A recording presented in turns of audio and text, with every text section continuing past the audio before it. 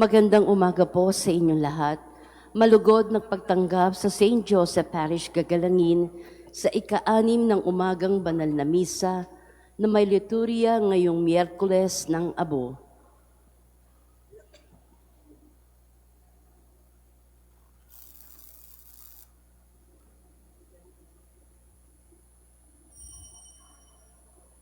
Tumayo po ang lahat at tayo'y makiisa sa Eucharistikong pagdiriwan na pamumunuan ng ating Kura Paroko, Reverendo Padre Douglas Dibadong.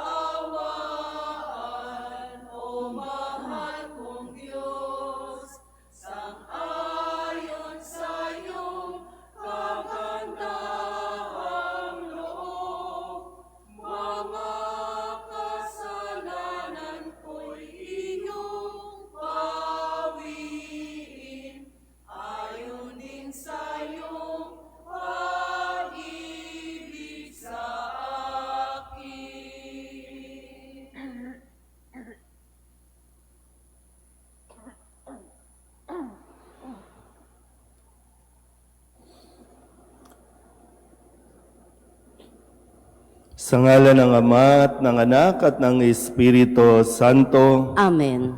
Ang pagpapala ng ating Panginoong Hesu Kristo, ang pag-ibig ng Diyos Ama, at ang makikipagkaisa ng Espiritu Santo naway sumainyong lahat. At sumainyo rin. Mga minamahal na kapatid, ipinagdiriwang natin sa araw na ito ang Miyerkules ng Abo. Sa pamamagitan ng Miyerkules ng Abo, sinisimulan natin ang panahon ng Kwaresma bilang paghahanda sa misteryo ng Paskwa. Ang pagpapakasakit, kamatayan, at muling pagkabuhay ni Jesus.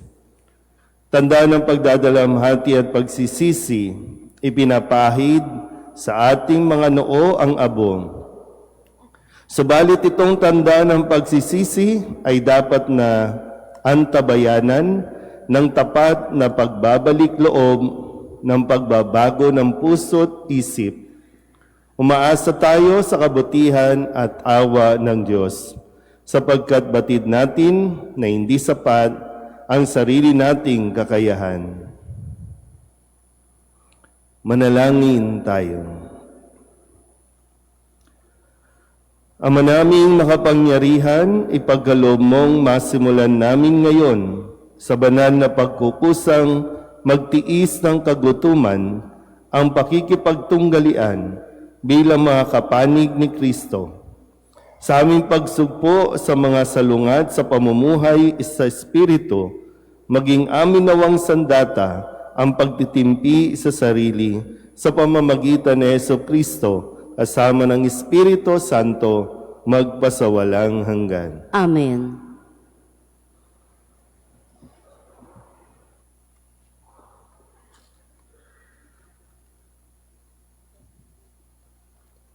Pagbasa mula sa aklat ni Propeta Joel. Sinasabi ngayon ng Panginoon, mataimtim kayong magsisi at manumbalik sa akin. Kayo'y mag-ayuno, manangis at magdalamhati. Magsisi kayo ng taos sa puso, hindi pakitang tao lamang. Magbalik loob kayo sa Panginoon na inyong Diyos. Siya'y may magandang loob at puspos ng awa, mapagpanihod at tapat sa kanyang pangako. Laging handang magpatawad at hindi magpaparusa. Maaaring lingapin kayo ng Panginoon at bigyan ng masaganang ani. Kung magkagayon, mahahandugan natin siya ng haing butil at alak. Ang trumpeta ay hipan ninyo sa ibabaw ng bundok ng Sion. Iutos ninyo na mag-ayuno ang lahat.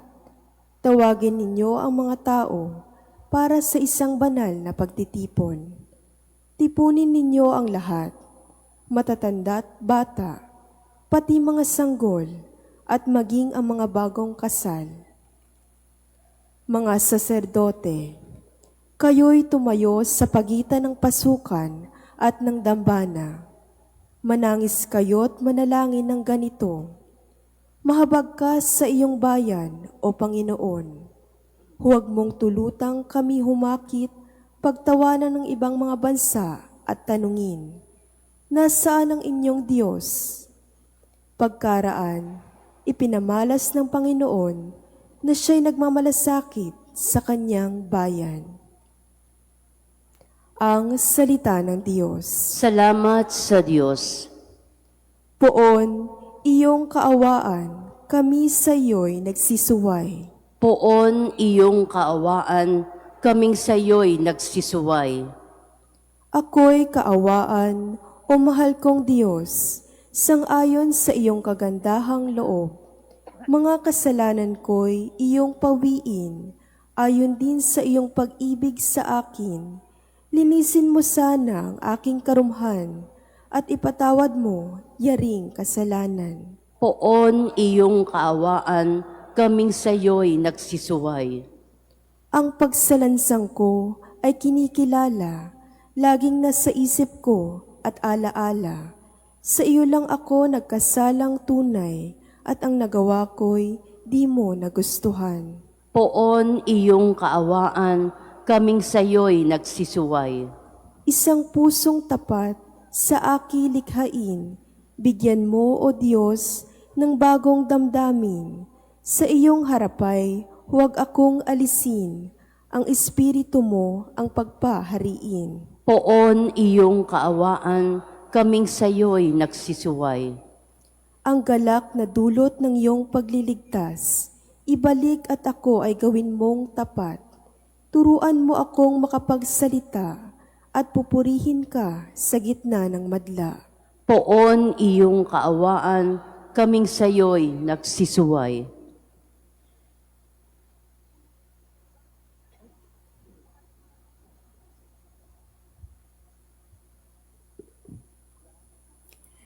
Pagbasa mula sa ikalawang sulat ni Apostol San Pablo sa mga taga-Korinto. Mga kapatid, ako'y sugo ni Kristo. Parang ang Diyos na rin ang namamanhik sa inyo sa pamamagitan ko. Makipagkasundo kayo sa Diyos. Hindi nagkasala si Kristo, ngunit dahil sa atin, siya'y ibinilang na makasalanan upang makipag-isa tayo sa Kanya at mapabanal sa harapan ng Diyos sa pamamagitan niya. Yamang kami mga katulong sa gawain ng Diyos, ipinamamanhik namin sa inyo na huwag ninyong sayangin ang pagkakataong ibinigay sa atin ng Diyos. Sapagkat sinasabi niya, sa kaukulang panahon ay pinakinggan kita. Sa araw ng pagliligtas, sinaklolohan kita. Tingnan ninyo, ngayon na ang panahong nararapat, ngayon ang araw ng pagliligtas. Ang salita ng Diyos. Salamat sa Diyos. Magsitayo na po ang lahat.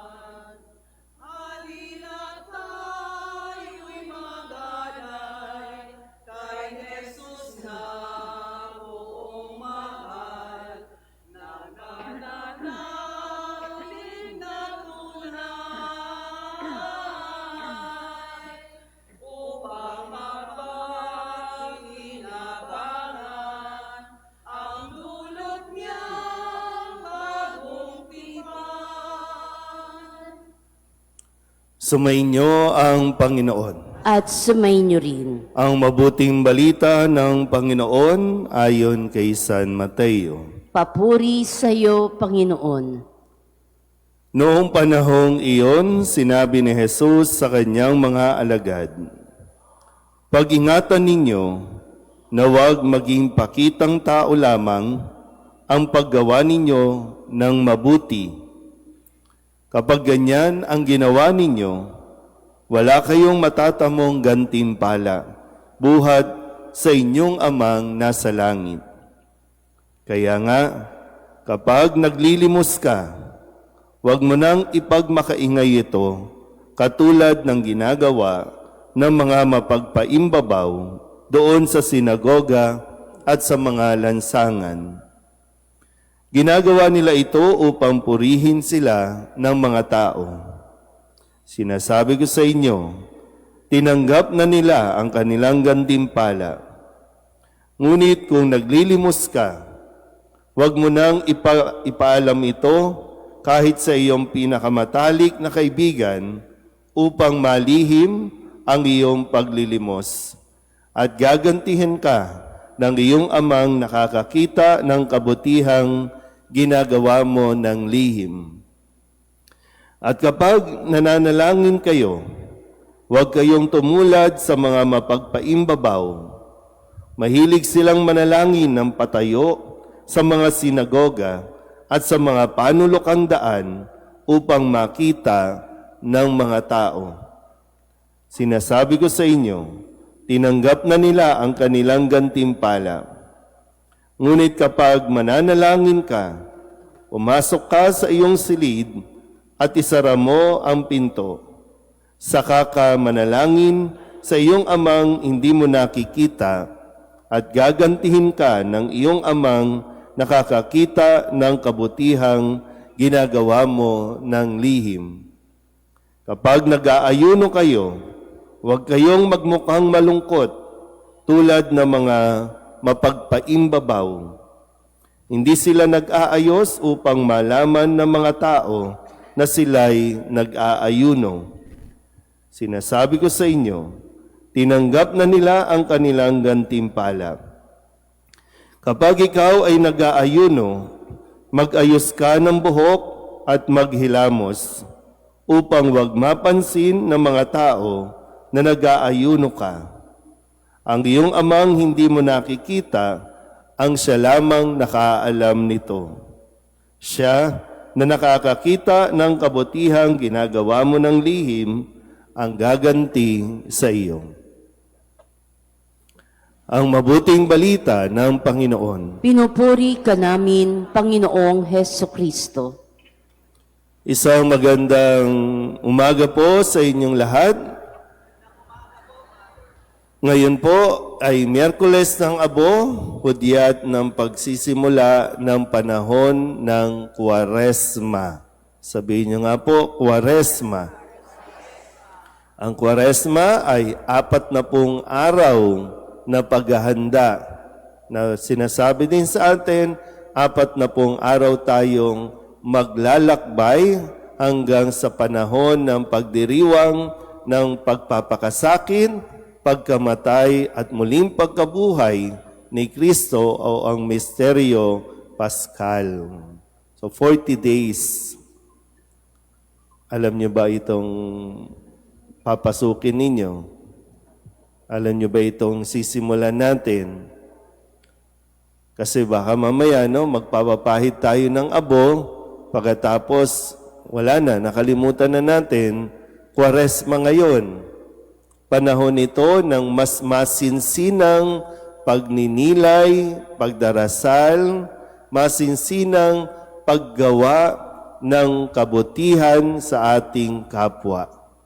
Na iniwasan o pinapaalala na wag lang itong maging pakitang tao lamang dahil mawawalan ng saysay ang lahat ng ating pong ginagawa. Hindi ito performance lang. Hindi ito pakikiisa lang sa tradisyon o nakagiwian natin, tapos hindi natin inuunawa ang mga bagay na ito. So, sigurado ba talaga kayo? Bukas na naman ang pinto, malaki ang pinto natin, pwede nang lumabas kung hindi tayo seryoso at hindi natin alam itong ating sinisimulan. Baka hanggang isang araw lang. Tutuloy ba tayo o ano? Maraming bagay na dapat nating pagnilayan. Ano ba ang mga kailangan kong alisin sa aking buhay? Ano ang mga dapat kong iwasan sa aking buhay na siyang nagdudulot ng ating pong paglayo sa ating Panginoon? Na para bang ngayon, pag magpapalagay ka ng abo, sinasabi mo na pinipili ko ang Diyos. Pinipili kong makilakbay sa Diyos. Pinipili ko ang mabuhay kasama ang Diyos. At yung katotohanan po na ipinapaalala nga sa atin kung paanong yung mga abo na ilalagay sa ating mga ulo, dating sariwa, dating maayos, pero abo na. At yun din ang ating kahantungan, magiging abo din tayong lahat. Tingnan nyo nga mga mukha ng katabi ninyo. Sige na. Magiging abo yan. Kahit gaano yan kalaki o kaliit, lahat tayo magiging abo. Hindi ito pananakot, no? Ang Ash Wednesday o Miyerkules ng Abo ay hindi dapat katakutan. Kasi hindi naman tayo tinatakot na mamamatay ka rin. Kundi tayo po ay pinapaalalahanan ng katotohanan na baka masyado ng mataas ang ating tingin sa ating mga sarili, isang araw mawawala tayo sa mundong ito at mailalagay lang tayo sa garapon. Kung hindi man tayo kakainin na lang ng lupa, dahil tayo ay magiging lupa din, mailalagay lang tayo sa garapon. So sino tayo para magyabang sa ating kapwa? Sino tayo para magmalaki sa ating kapwa? Lahat yan mawawala. O pwede ngang kadalasan, baka mauna ka pang mawala kaysa sa mga material na bagay na pinakakayakap-yakap at pinakabibigyan mo ng halaga. Nawa, sa panahong ito, katulad ng paanyaya sa atin sa unang pagbasa, magbalik tayo sa Diyos. Yung katotohanan na tayo bilang tao, mahina, may mga kahinaan, pero wag nating mamaliitin ang lakas at laki ng awa at pag-ibig ng Diyos sa atin. Mahina ka man, napakalaki ng grasya ng Diyos para tanggapin niya tayo sa ating pagbabalik loob. Kaya sana huwag natin pong sayangin ang mga panahong ito. Raymond, 40 days naman ang ating bubunuin o 40 days ang biyaya na binibigay sa atin para tayo makapagsisi, kasi yung pagsisisi, kalakip ng pagbabalik loob sa Diyos. At nawa, wag lang ang ating mga sarili, ang ating pong iisipin, kundi maging ang ating kapwa. Amen? Ngayon po ay babasbasan natin ang mga abo na ipapahid sa ating mga noo. At pagkatapos po ay pipila po kayo ng pakumunyon at pagkalagay ng abo sa noo, babalik po kayo sa inyong mga upuan para pagnilayan ng mabuti habang ipagpapatuloy po natin ang banal na misa.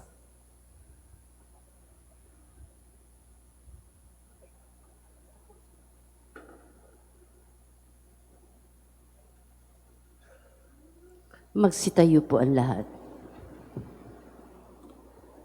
Minamahal na mga kapatid, manalangin tayo sa Amang May Kapal upang ang mga abong sa ulo natin ilalagay para ipahiwatig ang pagbabagong buhay ay marapatin niyang gawaran ng kanyang pagpapala at malaking pagmamahal. Ama naming mapagpatawad, kinukupkup mo at itinatampok ang umaamin sa kasalanan at ikinalulugod mo ang nagbabagong buhay. Dinggin mo kami at kupkupin sa pagkakaloob mo ng pagpapala bilang pagtatampok sa iyong mga lingkod na naglalagay ng abo sa ulo. Sa pagganap ng 40 araw na paghahanda para sa Pasko ng pagkabuhay, marapatin mo kami maging dalisay para sa pagdiriwang ng tagumpay ng iyong anak na siyang namamagitan kasama ng Espiritu Santo magpasawalang hanggan. Amen. Magsiupo po ang lahat.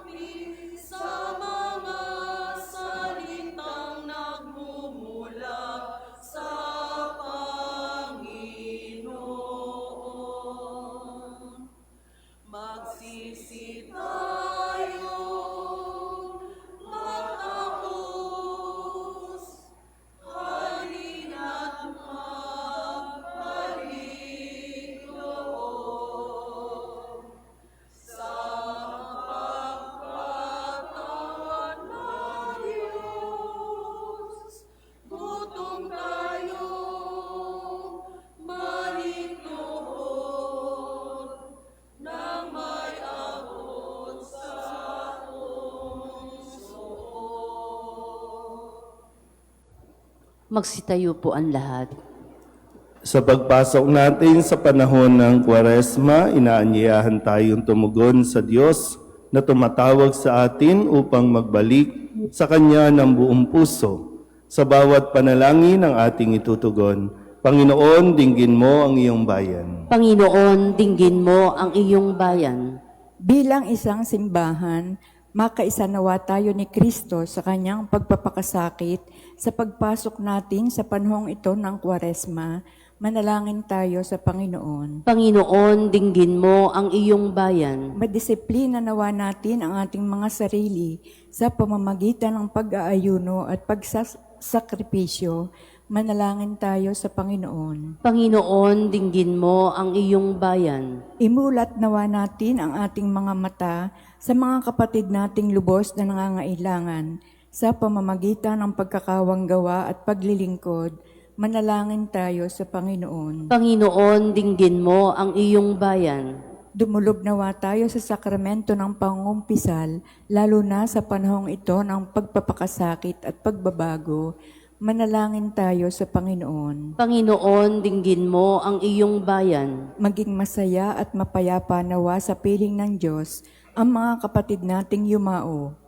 Manalangin tayo sa Panginoon. Panginoon, dinggin mo ang iyong bayan.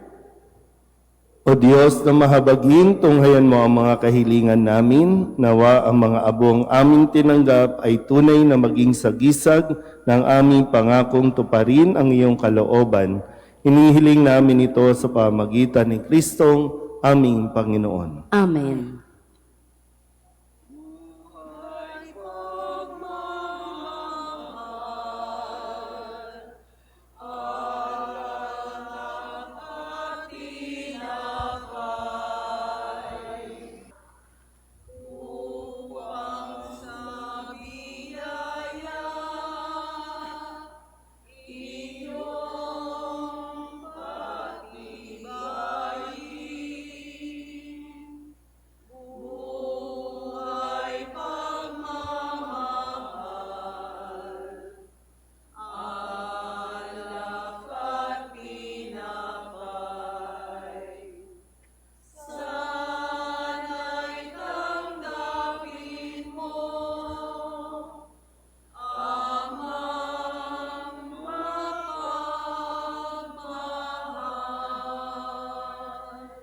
Manalangin kayo mga kapatid upang paghahain natin ay kalugdan ng Diyos amang makapangyarihan. Tanggapin ng Panginoon itong paghahain sa iyong mga kamay, sa kapurihan niya at karangalan, sa ating kapakinabangan at sa buong sambayanan niyang banal.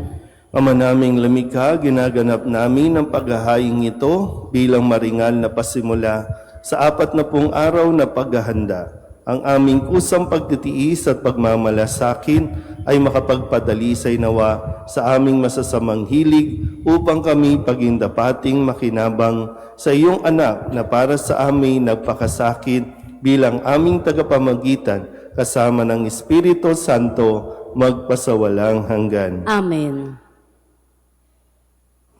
Sumainyo ang Panginoon. At sumainyo rin. Itaas sa Diyos ang inyong puso at diwa. Itinaas na namin sa Panginoon. Pasalamatan natin ang Panginoong ating Diyos. Marapat na siya ay pasalamatan. Ama naming makapangyarihan, tunay ngang marapat na ikaw ay aming pasalamatan sa pamamagitan ni Hesu Kristo na aming Panginoon. Sa aming kusang pagtitiis ng hirap, tinutulungan mo ang aming maitumpak ang kinamiyas ng pagsalungat sa pananagutang iyong iniatas sa aming pagtulad sa anak mong mahal na nagpakasakit para sa tanan. Ang pagsisikap nami iyong kinalulugdan at ang pagpapakabuti nami iyong ikinararangal. Kaya kaysa ng mga anghel na nagsisiawit ng papuri sa iyo nang walang humpay sa kalangitan, kami nagbubunyi sa iyong kadakilaan. Santo, Santo, Santo Panginoon Diyos ng mga hukbo, napupuno ang langit at lupa ng kadakilaan mo. O sana sa kaitaasan, pinagpala ang mga napaparito sa ngalan ng Panginoon. O sana sa kaitaasan. Ama naming banal, ikaw ang bukal ng tanang kabanalan. Kaya't sa pamamagitan ng iyong Espiritu, gawin mong banal ang mga kaloob na ito upang para sa aming maging katawan at dugo ng aming Panginoong Hesu Kristo. Bago niya pinagtiis ang kusang loob na maging handog, hinawakan niya ang tinapay, pinasalamatan kaniya, pinaghati-hati niya iyon, iniabot sa kanyang mga alagad at sinabi, "Tanggapin ninyong lahat ito at kanin, ito ang aking katawan na ihahandog para sa inyo."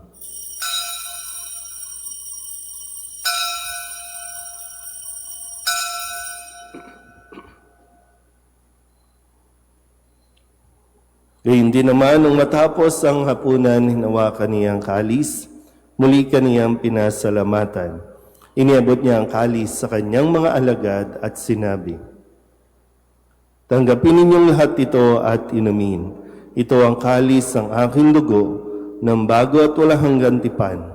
Ang aking dugo na ibubuhos para sa inyo at para sa lahat, sa ikapagpapatawad ng mga kasalanan.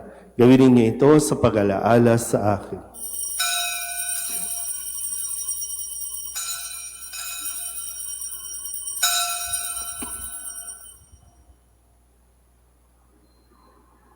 Ipagbunyi natin ang misteryo ng pananampalataya. Aming ipinahahayag na namatay ang iyong anak, nabuhay bilang Mesiyas at magbabalik sa wakas para mahayag sa lahat.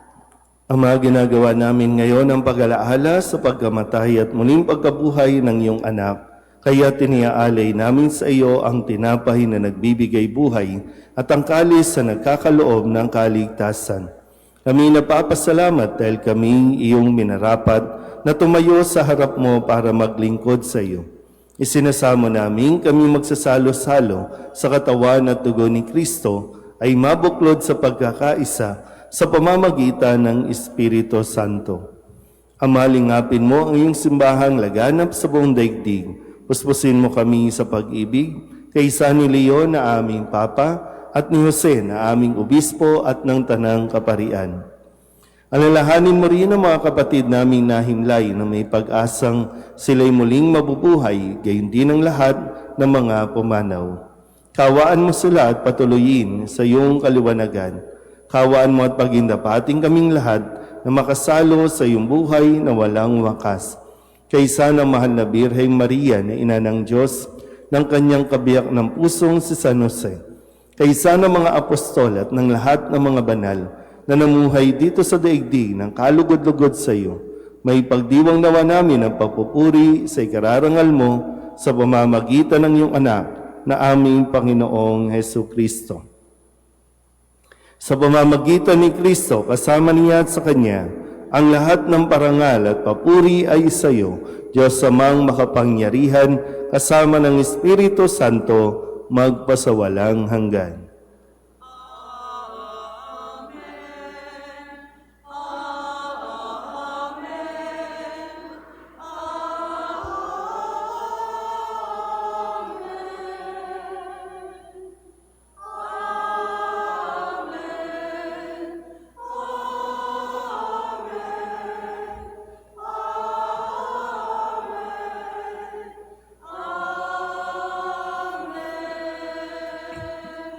Sa tagubili ng mga nakagagaling na utos at turo ni Jesus sa Panginoon natin at Diyos, ipahayag natin ang lakas loob. Ama namin, sumasalangit ka, sambahin ang ngalan mo, mapasa amin ang kaharian mo, sundin ang loob mo dito sa lupa para nang sa langit. Bigyan mo kami ngayon ng aming kakanin sa araw-araw at patawarin mo kami sa aming mga sala, para ng pagpapatawad namin sa nagkakasala sa amin. At huwag mo kaming ipahintulot sa tukso, at iadya mo kami sa lahat ng masama. Hinihiling namin kami iadya sa lahat ng masama, pagkalooban ng kapayapaan araw-araw, iligtas sa kasalanan at ilayo sa lahat ng kapahamakan, samantalang aming pinananabikan ang dakilang araw ng pagpapahayag ng tagapagligtas naming si Hesu Kristo. Sapagkat iyo ang kaharian at ang kapangyarihan at ang kapurihan magpakailanman. Amen. Panginoong Hesu Kristo, sinabi mo sa iyong mga apostol, "Kapayapaan ang iniiwan ko sa inyo, ang aking kapayapaan ang binibigay ko sa inyo. Tunghayan mo ang aming pananampalataya at huwag ang aming mga pagkakasala.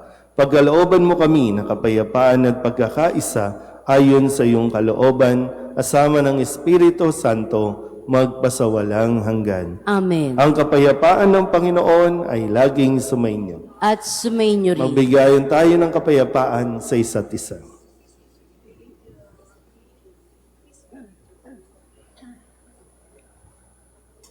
Kordero ng Diyos na nag-aalis ng mga kasalanan ng sanlibutan, maawa ka sa amin.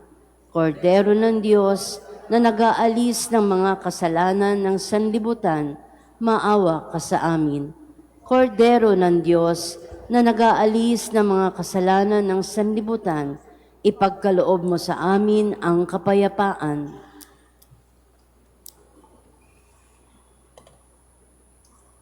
Ito ang kordero ng Diyos. Ito ang nag-aalis sa mga kasalanan ng sanlibutan. Mapalad ang mga inaanyayahan sa kanyang piging. Panginoon, hindi ako karapat-dapat na magpatuloy sa iyo, ngunit sa isang salita mo lamang ay gagaling na ako.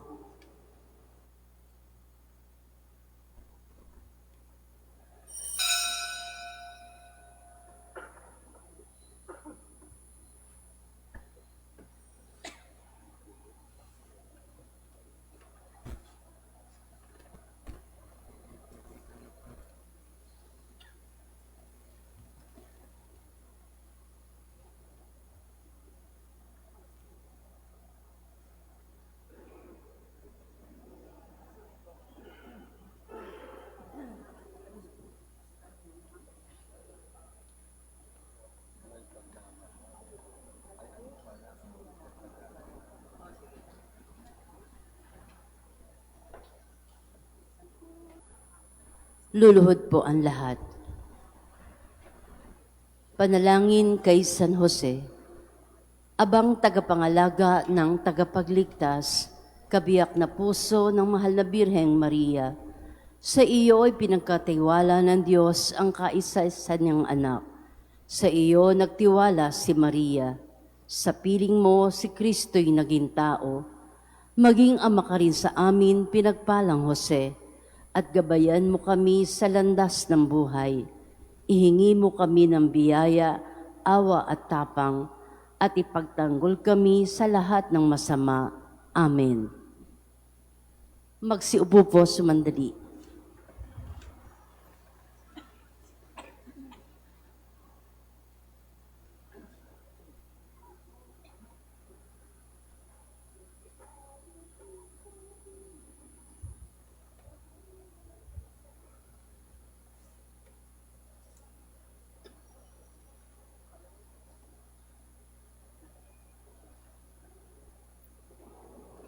Manalangin tayo.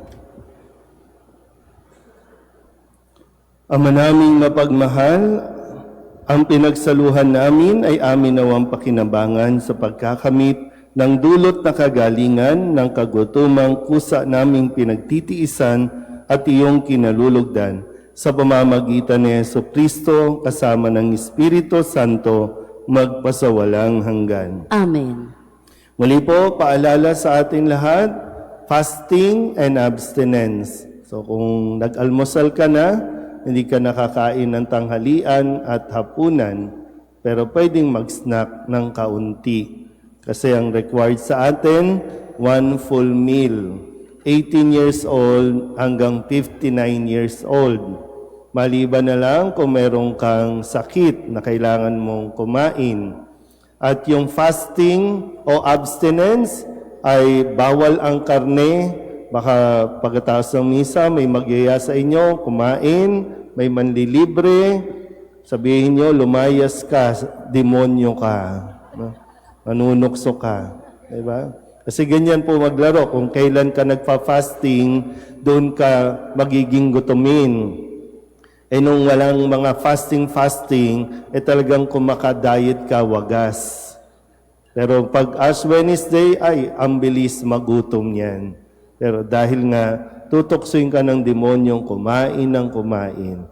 Lalong-lalo na, masarap ang adobo. Yan. Masarap ang steak. Yan. So, bawal po ang karne sa araw ng Miyerkules ng Abo at Biyernes Santo. So, 2 araw lang naman po sa isang taon. So, tiis-tiis lang, ha? At pakisabihan na lang din yung inyong mga kakilala na hinay-hinay sa sanjupsal, hinay-hinay sa mga barbecuehan, hayaan yung malugi muna sila sa isang araw na ito, ha? Pero sana po, bilang Katoliko, hindi natin to gagawin para magpasikat o para magpapampam lang, no? kundi gagawin natin ito personal. Kung gawin ng iba, hayaan mo sila, ang mahalaga ikaw, kayanin mo at pagtiisan mo bilang bahagi ng sakripisyo sa araw na ito. Kung tutuusin, ang aral na ito ng fasting ay sinasabi sa ating huwag kang kumain para ang iba makakain. Dahil marami tayong kapwa na araw-araw kulang sa pagkain. So ngayong araw na ito, i-give up mo ang iyong pagkain para makakain ang iba. So maraming hamon, maraming challenges para sa Kwaresma, sikapin natin at kayanin natin ang mga ito. Sumainyo ang Panginoon. At sumainyo rin. Iyuko ninyo ang inyong mga ulo at tanggapin ang pagbabasbas. Ang Diyos Amang maawain na nagkaloob sa inyo ng anak niyang nagpakasakin bilang huwaran ng pag-ibig ay siya nawang magbasbas sa inyong lahat, pakundangan sa paglilingkod ninyo sa Kanya at sa kapwa ngayon at magpasawalang hanggan. Amen. Pakundangan sa Kanyang kamatayan upang kayo'y huwag dumanas ng walang katapusang pagkamatay, makamtanawan ninyo ang buhay na walang hanggan. Amen. Pakundangan sa pagpapakumbaba niya para sa iyong kapakanan, kayo naway makasalo sa kanyang muling pagkabuhay, ngayon at magpasawalang hanggan. Amen. At pagpalaing kayo ng makapangyarihang Diyos, Ama at Anak at Espiritu Santo. Amen. Tapos sa banal na misa, umayo tayo sa kapayapaan ni Kristo. Salamat sa Diyos. Sa mga nahuli sa pagpapahid, pumila lang po dito at kayo po ay papahiran ng abo. Magandang umaga po.